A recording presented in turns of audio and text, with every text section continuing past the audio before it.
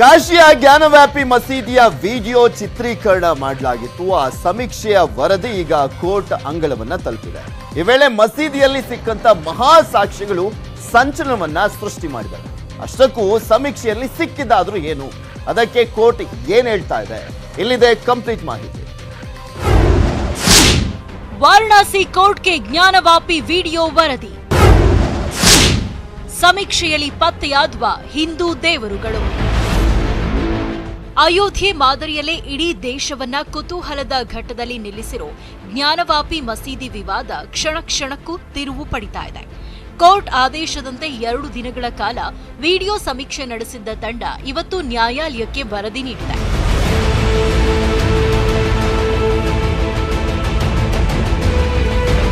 Court commissioner Vishal Singh ನೇತೃತ್ವದ ತಂಡ ಸುಮಾರು 10 ರಿಂದ 15 ಪುಟಗಳಷ್ಟು ಇರೋ ವರದಿಯನ್ನ ಮುಚ್ಚಿದ ಕವರ್ನಲ್ಲಿ ನ್ಯಾಯಮೂರ್ತಿ ರವಿಕುಮಾರ್ ದಿವಾಕರ್ ಅವರ ಎದುರು ನೀಡಿದೆ. ಈ ವೇಳೆ 2 ಕಡೆಯ ವಕೀಲರು ಹಾಜರಿದ್ದರು.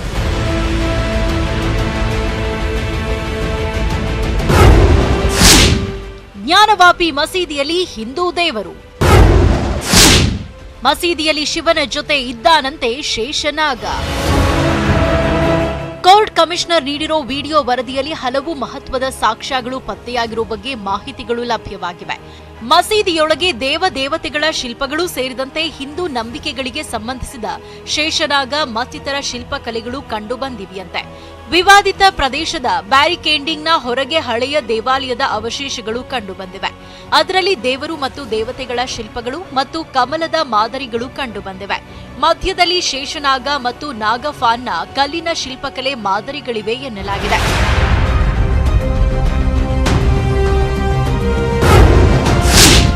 ಪ್ರತಿ ಕಲ್ಲು ಹಿಂದೂ ಧರ್ಮದ ಪ್ರತೀಕ.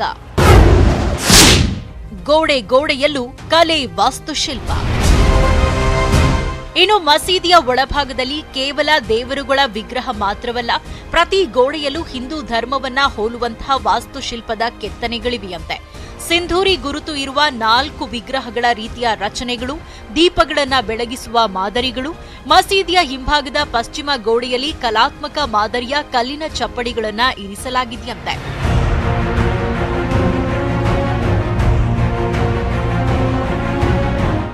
ಜ್ಞಾನವ್ಯಾಪಿ ಮಸೀದಿ ಕಾಶಿ ವಿಶ್ವನಾಥ ದೇಗುಲದ ಸಂಕೀರ್ಣದಲ್ಲಿ ಕಾನೂನು ಸುವ್ಯವಸ್ಥೆ ಹದಗೆಡದಂತೆ ಭದ್ರತೆಯನ್ನ ಮತ್ತಷ್ಟು ಹೆಚ್ಚಿಸಲಾಗಿದೆ. ಭದ್ರತೆಯ ಹೊಣೆಯನ್ನ ಸಿಆರ್ಪಿಎಫ್ ಕಮಾಂಡೆಂಟ್ಗಳಿಗೆ ವಹಿಸಲಾಗಿದ್ದು, ಪ್ರತಿಯೊಬ್ಬರ ಮೇಲೆ ಕಣ್ಗಾವಲಿರಿಸಲು ಸೂಚಿಸಲಾಗಿದೆ.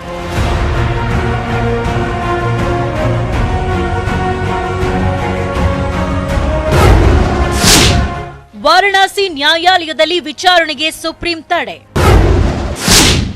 ನಾಳೆ ಸುಪ್ರೀಂ ಕೋರ್ಟ್ನಲ್ಲಿ ಮತ್ತೆ ಜ್ಞಾನವ್ಯಾಪಿ ಅರ್ಜಿ. ಇತ್ತ ವಾರಣಾಸಿ ಕೋರ್ಟ್ನಲ್ಲಿ ನಡೀತಾ ಇರುವ ವಿಚಾರಣೆಗೆ ತಡೆ ಕೋರಿ ಅಂಜುಮನ್ ಇಂತೆಜಾಮಿಯಾ ಸಮಿತಿ ಅರ್ಜಿ ಸಲ್ಲಿಸಿತ್ತು. ಅದರಂತೆ ಇಂದು ನ್ಯಾಯಮೂರ್ತಿ ಡಿವೈ ಚಂದ್ರಚೂಡ್ ನೇತೃತ್ವದ ದ್ವಿಸದಸ್ಯ ಪೀಠದಲ್ಲಿ ವಿಚಾರಣೆ ಆರಂಭವಾಯಿತು. ಆದರೆ ಹಿಂದೂಗಳ ಪರ ವಕೀಲರಿಗೆ ಅನಾರೋಗ್ಯವಾಗಿದ್ದರಿಂದ ನಾಳೆ ವಿಚಾರಣೆ ನಡೆಸುವಂತೆ ಅರ್ಜಿದಾರರಿಂದ ಮನವಿ ಮಾಡಿದ್ರು. ಅಲ್ಲದೆ ಶುಕ್ರವಾರದವರೆಗೆ ಪ್ರತ್ಯುತ್ತರ ಸಲ್ಲಿಸಲು ಕಾಲಾವಕಾಶ ಕೋರಲಾಯಿತು. ಇದಕ್ಕೆ ವ್ಯತಿರಿಕ್ತವಾಗಿ ಈ ವಿಷಯವನ್ನ ತಕ್ಷಣವೇ ಕೇಳಬೇಕು ಅಂತ ಮಸೀದಿ ಸಮಿತಿ ಕೇಳಿತು. ನಿನ್ನೆ ಹಿಂದೂಗಳ ವಾದವನ್ನ ಸ್ವೀಕರಿಸಿದ ಸುಪ್ರೀಂ ಕೋರ್ಟ್ ವಿಚಾರಣೆಯನ್ನ ನಾಳೆ ನಡೆಸಲಿದೆ. 1 ದಿನ ಮಾತ್ರ ವಾರಣಾಸಿ ನ್ಯಾಯಾಲಯದಲ್ಲಿ ವಿಚಾರಣೆಗೆ ನ್ಯಾಯಾಲಯ ತಡೆ ನೀಡಿದೆ.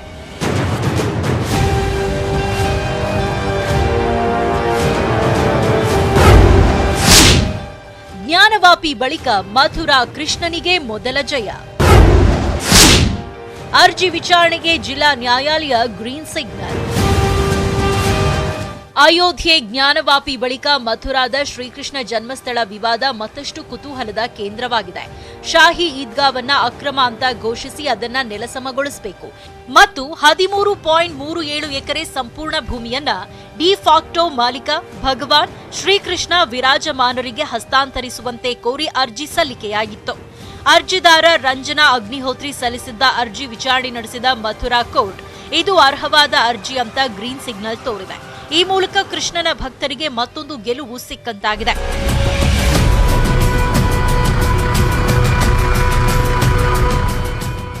ಇನ್ನು ಮಸೀದಿಗಳು ಒತ್ತುವರಿ ಮಾಡಿರೋ ಮಂದಿರಗಳ ಮರು ವಶದ ಬಗ್ಗೆ ಪ್ರತಿಕ್ರಿಯಿಸಿರೋ ಪೇಜಾವರ ಶ್ರೀಗಳು ಮಸೀದಿಯಲ್ಲಿ ಶಿವಲಿಂಗ ದೊರೆತರೆ ಈ ಬಗ್ಗೆ ಸುಪ್ರೀಂ ನೀಡುವ ತೀರ್ಪು ಒಪ್ಪಿಕೊಳ್ಳಬೇಕು ಎಂದಿದ್ದಾರೆ. ಈಗಿನವರು ಯಾರು ಮಾಡಿದ್ದಲ್ಲ, ಹಿಂದಿನ ಕಾಲದಲ್ಲಿ ಅದು ಆದದ್ದು ಹೌದು ಅಂತಂದದ್ದಾದರೆ ಅದನ್ನು ಮಂದಿರ ಹೌದು, ಶಿವಲಿಂಗ ದೊರಕಿದ್ದು ಹೌದು ಅಂತ ಅಂದದ್ದಾದರೆ ಸುಪ್ರೀಂ ಕೋರ್ಟ್ನ ನ್ಯಾಯ ತೀರ್ಮಾನ ಬಂತು ಅಂತ ಹೇಳಿದರೆ ನಾವು ಅದು ಮಂದಿರ ಅಂತ ಒಪ್ಪಿಕೊಳ್ಬೇಕು, ಅದನ್ನು ನಾವು ಸ್ವೀಕಾರ ಮಾಡಬೇಕು, ಆ ಸಮಾಜ ನಮಗೆ ಅದನ್ನು ಬಿಟ್ಟು ಕೊಡಬೇಕು. ಒಟ್ನಲ್ಲಿ ಅಯೋಧ್ಯೆ ಬಳಿಕ ಕಾಶಿ, ವಾರಣಾಸಿ, ಮಥುರಾದ ಕೃಷ್ಣ ದೇಗುಲ ಕಾನೂನು ಸಮರದಲ್ಲಿ ದೇಶಾದ್ಯಂತ ಸದ್ದು ಮಾಡ್ತಾ ಇವೆ. ಇದು ಮುಂದೆ ಯಾವ ಹಂತ ತಲುಪುತ್ತೆ ಅನ್ನೋದನ್ನ ಕಾದು ನೋಡಬೇಕಿದೆ. Bureau report, news 18 Kannada.